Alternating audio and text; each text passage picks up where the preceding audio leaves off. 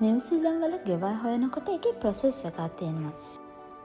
ගෙවල් හොයනකොට සාධක කිහිපයක් මත ඒක ඩිපෙන්ඩ් වෙනවා.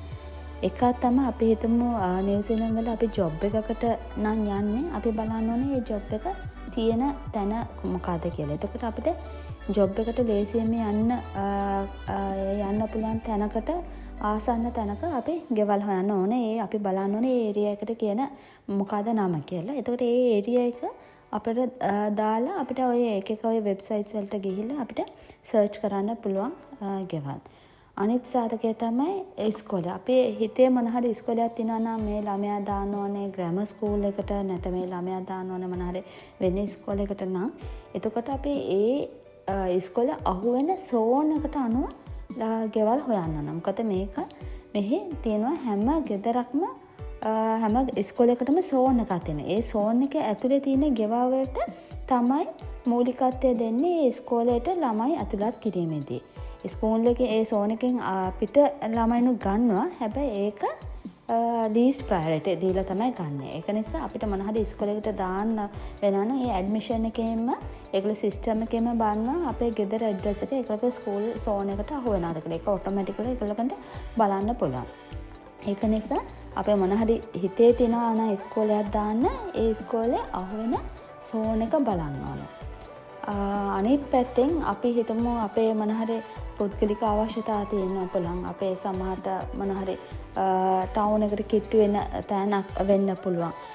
අපිට මොන හරි හොස්පිටල් එකට ඒ වගේ මොන හරි නාගරික බද තැන් වලට ආසන්නව අපිට ඕන නම් අපිට බලලා ඒ හරිය ගයක් හොයන්න පුළුවන්.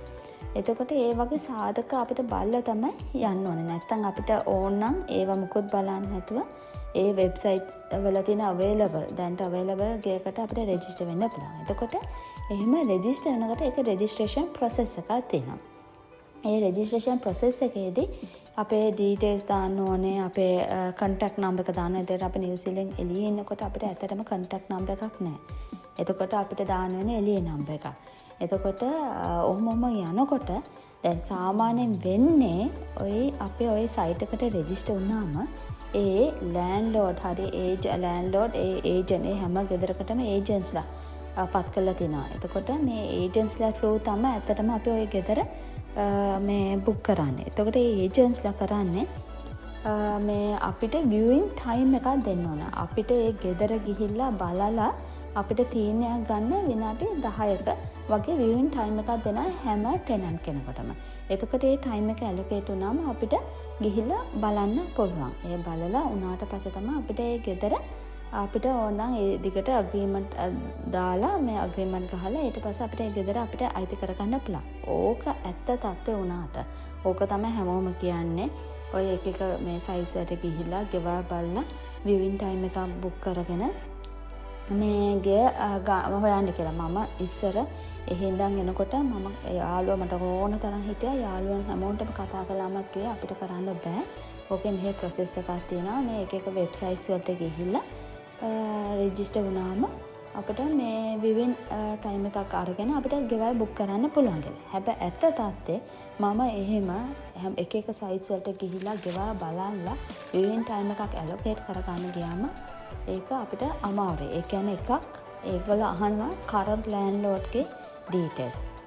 ප්‍රීවියස් ලෑන්ඩ්ලෝඩ්ස්ලාගේ ඩීටේල්ස්. ඒ කියන්නේ අපි ප්‍රීවියස් හිටපු නිව්සීලන්ත ගෙවල් වල ඩීටේල්ස්. අපි ඒගොල්ලෝගේ කන්ටැක්ට් නම්බර්ස්. මොකද ඒගොල්ලෝ ඇත්තටම එතන ක්‍රෙඩිට් චෙක් එකක් කරනවා. අපි හිටපු ගෙවල් වල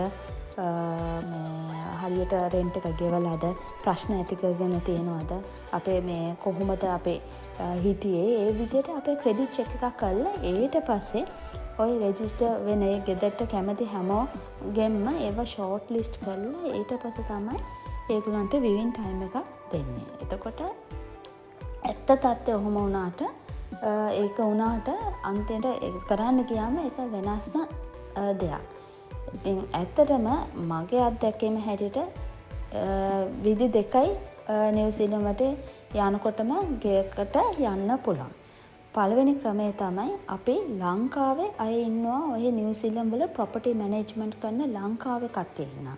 එතකොට ඒ ලංකාව අය ඔෆිස් වල වැඩ කරන අය ඉන්නවා. එහෙම ඉන්නවා. සාමාන්‍ය ප්‍රොපර්ටි මැනේජ්මන්ට් ගොඩක් ඉන්නවා නිව්සීලන්ත වල ශ්‍රී ලංකාවන්ස්ලා අවුරුදු 20 30 හිටන් ඉන්න අය. ඒගොල්ලෝ ගොඩක් එස්ටැබ්ලිෂ් වෙලා ප්‍රොපර්ටි මැනේජ්මන්ට් කම්පැනිස් පටන්ගෙන සමහරට ඒ ප්‍රොපර්ටි මැනේජ්මන්ට් කම්පැනි වල ඒගොල්ලෝ මැනේජර් හරි ඒගොල්ලෝගේ රෝල්ස් තියෙනවා. එතකොට ඒ වගේ අපි දැන හඳුනන කවුරු හරි කට්ටිය ඉන්නවා නම් ඒගොල්ලෝ ට්‍රෝ කරන්න පුළුවන්. එතකොට ඒගොල්ලෝ කරන්නේ අපේ කට්ටිය කරන්නේ ක්‍රෙඩිට් චෙක් කරන්නේ.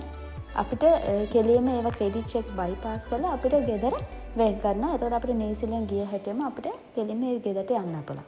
එතකොට මම කළේ එහෙමයි. අපි අඳුරන එක්කෙනෙක් කරහා ලංකාව කෙනෙක් කරහා ගෙදර වෙන් කරගෙන අපි කෙලියම නිව්සීලන්ත බහපු දවසේම කෙලියම අපේ ගෙදරට තමයි ගියේ. නැත්නම් අර ක්‍රමයට යන්න ගිහලා මම මාසයක් විතර ගෙවල් හැව්වා ට්‍රේඩ් මේ හැම එකෙම කොච්චර ආස ගයක් වුණත් මම එක තැනකදී හිර වෙනවා. ඒගොල්ලෝ මට ඊමේල්ස් එවනවා මේ මොනවාද මේ viewing times දෙනවා. එහෙම දෙනවා. ඒ වුණාට දුන්නට ඔක එක මම දන්නවා ඒක ඉස්සරහට යන්න බෑ. මොකද අපේ හිස්ටරි එකක් නෑ මේ රටේ. ඉන්ට ඉස්සෙල්ලා හිස්ටරි එකක් නෑ රෙන්ට් අවුට් කරපු ගෙවල් වල ඉඳලා. එතකොට අනෙක් ක්‍රමය තමයි දෙවෙනි ක්‍රමය තමයි නිව්සීලන්ත ඇවිල්ලා අපේ ලංකාවේ ඒ කියන්නේ අපි හිතමු තනිය හරි එහෙම පොඩි කිහිප දෙනෙක් විතරක් එනවා නම් ලංකාවේ අය ඕන තරම් තියෙනවා ලංකාව අයගේ ගෙවල් ඒගොල්ලෝගේ කාමරය හරි කාමර දෙක හරි රෙන්ට් අවුට් කරනවා. මෙහි සෑහෙන නිව්සීලන්ත වල වෙන දෙයක් තමයි කාලයක් ඉන්නකොට ඒ කාමරේ හරියක් කාමර දෙකක් හරි ඒක රෙන්ට් අවුට් කරලා ඒක රෙන්ට් එක කොහොම හරි හොයාගන්න එක. මෙහි රෙන්ට් එක ගොඩක් ගාණ වැඩි නිසා මෙහි ලංකාව අය විතරක් ඕනම කෙනෙක් ගොඩක් අය ගන්න ඒ කාමරයකට දෙකක් දීලා ඒ රෙන්ට් එක පිට අයගෙනුත් හොයා ගන්නවා.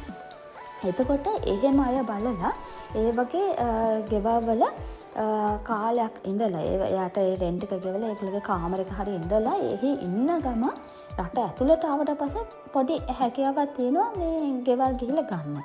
එතකොට රට ඇතුළට ආවට පස්සේ රටේ ඉන්නවනේ. එතකොට අපිට අර ලෑන්ඩ් ඒජන්ට් හරි අපිට කන්වින්ස් කරලා අපිට ගෙයක් හොයාගන්න පුළුවන් කාගේ හරි ඉන්ෆ්ලුවන්ස් එකකින්. එතකොට ඒ කාමරේ ඉන්න ගමන් එහෙම නැත්නම් සමහර අය කරන මොටෙල් වල හැබැයි පුදුම ගණන් මෙහෙ මොටෙල් මටත් ගොඩක් අය ඇඩ්වයිස් කළේ මෙහෙ සාමාන්‍ය මොටෙල් එකක් හරි අපිරිසුදු එච්චර එහෙම පිරිසිදුකමකුත් නැහැ. අන්තික ගොඩක් ගණන්. ඒක නිසා මොටෙල් සමහරට ඕනනම් හැකියාව තියෙනවා නම් හොඳ මොටෙල් එකක ඉඳලා මොටෙල් එකේ ඉන්න ගමන් ගෙවල් හොයන්නත් පුළුවන්. නැත්නම් ශ්‍රී ලංකන් ෆැමිලිස් බලන්න අඳුරන කවුරු හරි ඉන්නවනම් ඒගොල්ලෝගේ කවුරු හරි අඳුරන කවුරු හරි ඉන්නවනම් ඕන තරම් ඒගොල්ලෝ කාමර කුලියට දෙනවා. එතකොට තව අපේ මේ නිව්සීලන්ත මෙහෙම WhatsApp group එකක් තියෙනවා. ඒ WhatsApp group එකට join වුණත් එතනත් ඇඩ්වර්ටයිස් වෙනවා එක ගෙවල් වල මේ කාමරේ මේ available තව කාමර දෙකක් available ඒ වගේ තියෙනවා. ඉතින් ගොඩක් අය තනියෙන් එන අයට ගොඩක් වාසිය තියෙනවා. මොකද එකපාරටම ගිහිල්ලා කාගේ හරි ගෙදරක කාමරයක නවතින්න පුළුවන්. නවතිලා ඊට පස්සේ ගෙයක් හොයලා ඊට පස්සේ ෆැමිලි එක ගෙම්ම ගන්න පුළුවන්. එහෙම ගොඩක් අය කරනවා. මුලදී ගොඩක් අය කරන්නේ ඔය ස්ටුඩන්ට් වීසා වලින් එන අය ගොඩක් වෙලාවට කරන්නේ ඇවිල්ලා කාමරයක රෙන්ට් එකට ඉඳලා ඒ ඉන්න ගමන් හොඳ ගෙයක් හොයාගෙන ඊට පස්සේ ෆැමිලි එක මාස 3-4කට පස්සේ ගෙම්ම ගන්නවා. මොකද පොඩි ළමයි ඉන්න ෆැමිලිස් ඒ දේ තමයි කරන්න සුදුසුම දේ. මොකද පොඩි ළමයි අරගෙන ඇවිල්ලා ගෙවල් හොයන එක ඊට පස්සේ ඔය මේ එහෙම කාමරවල එහෙම ඉන්න එක ටිකක් අපහසුයි. ඒක නිසා බලන්න මේ වගේ සුදුසු දෙයක් කරන්න. ඉතින් මම ඔයගලන්ට එක්ස්ප්ලেইন කළේ මෙහි තියෙන වෙන ඇත්ත තත්ත්වය.